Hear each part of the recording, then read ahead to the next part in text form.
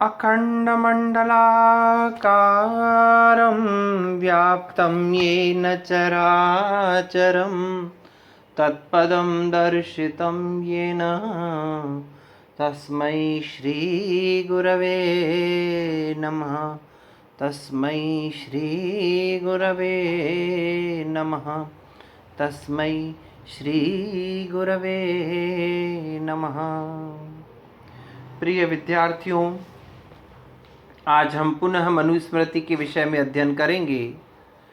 पिछली कक्षा में हमने मनुस्मृति के द्वितीय अध्याय के 3 श्लोकों का अध्ययन किया था कि जो सज्जनों, विद्वानों और राग द्वेष से रहित लोगों के द्वारा सेवित किया गया है और हृदय के द्वारा स्वीकृत किया गया है, वही धर्म है।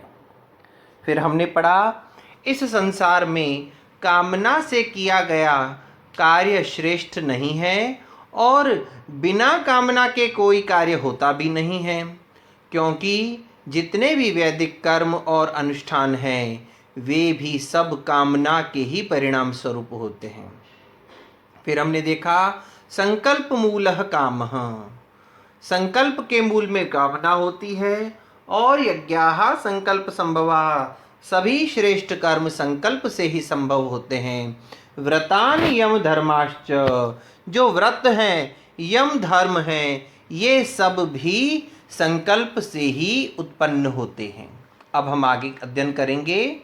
अकामस्य क्रिया काचित् दृश्यते नैह कर्हिचित्, यद्यद् हि कुरुते किंचित् तत् तत् कामस्य चेष्टितम्। क्या कह रहे हैं? अकामस्य क्रिया काचित् दृश्यते नैह कर्हिचित्, इह अकामस्य काचित् क्रिया कर्हिचित् न दृश्यते ही यत् किंचित कुरुते तत् कामस्य चेष्टितम्। इस संसार में, यह अर्थात इस संसार में अकामस्य, कामना से रहित व्यक्ति की न काचित क्रिया दृश्यते कर्हिचित दृश्यते, उसकी कोई भी क्रिया कहीं पर भी दिखाई नहीं देती। अर्थात कामना से रहित, इच्छा से मनुष्य कोई भी कार्य कहीं पर भी नहीं करता है।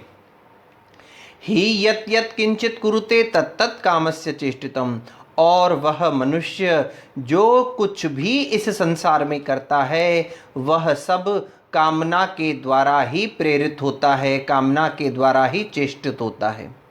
क्या कहने का मतलब है कि इस संसार में चाहे कितने भी कर्म हो, किसी प्रकार के भी कर्म हो, चाहे वैदिक कर्म हो, चाहे लौकिक कर्म हो, चाहे आध्यात्मिक कर्म हो, सांसारिक कर्म हो, वे सब के सब किसी न किसी कामना से ही उत्पन्न होते हैं। फिर क्या कहा? और यत् यत् किंचित कुरुते, जो भी इस व्यक्ति संसार में कार्य करता है वह किसी न किसी कामना से किया जाता है, किसी फल प्राप्ति की इच्छा से किया जाता है, या उसके पीछे कोई न कोई उसका प्रयोजन, उसकी अभिलाषा छिपी होती है। निष्काम भाव से कर्म करने वाला तो कोई विरला विरला स्थित प्रज्ञ साधु महात्मा वीतरागी होता है, किंतु सांसारिक मनुष्यों के प्रत्येक कर्म के पीछे उनका कोई न कोई कर्म छिपा हुआ ही होता है।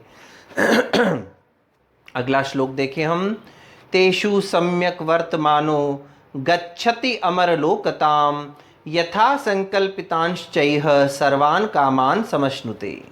तेषु, उन सभी प्रकार के शास्त्रों के द्वारा विहित कर्मों में, सम्यक वर्तमान, सम्यक रूप से लगा हुआ, शास्त्रों के द्वारा विहित जितने भी कर्म हैं उनमें सम्यक रूप से लगा हुआ व्यक्ति अमर लोकताम प्रगच्छति, अमर लोकों को, देवलोकों को प्राप्त कर लेता है।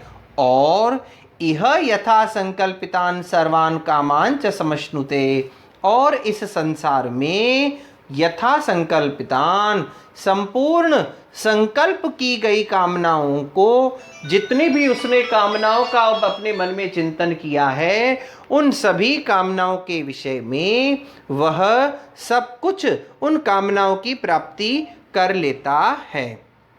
जितने भी वह कर्म करता है, जितनी भी कामनाओं की इच्छा रखता है, संपूर्ण इच्छाओं की प्राप्ति वह इस शरीर के द्वारा इसी जन्म में इस लोक पर कर लेता है। और मरने के पश्चात उन कर्मों का आचरण करने वाला वह मनुष्य क्या करता है, कहीं और जाकर के अर्थात अमर लोकों को प्राप्त हो जाता है। इस संसार में तो वह सभी कामनाओं की प्राप्ति कर लेता है और मरने के पश्चात वह देवलोक को प्राप्त करता है। वेदो अखिलो धर्म मूलम स्मृतिशीले च तद्विदाम आचारश्चैव साधुनाम आत्मनस्तुष्टिरेव च। अब यहाँ पर धर्म मूलम, धर्म का मूल क्या है उसके विषय में बता रहे हैं। अखिलः वेदः तद्विदाम स्मृतिशीले च साधूनाम आचारः च एव आत्मनः तुष्टिरेव च धर्म मूलम। 4 प्रकार के धर्म के मूल तत्व बताए गए हैं।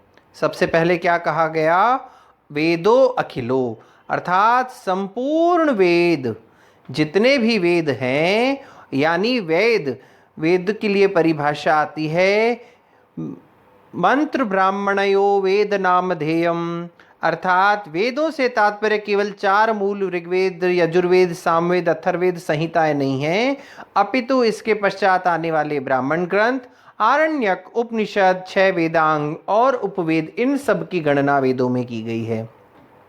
तो संपूर्ण वेद जो हैं वे धर्म का मूल हैं।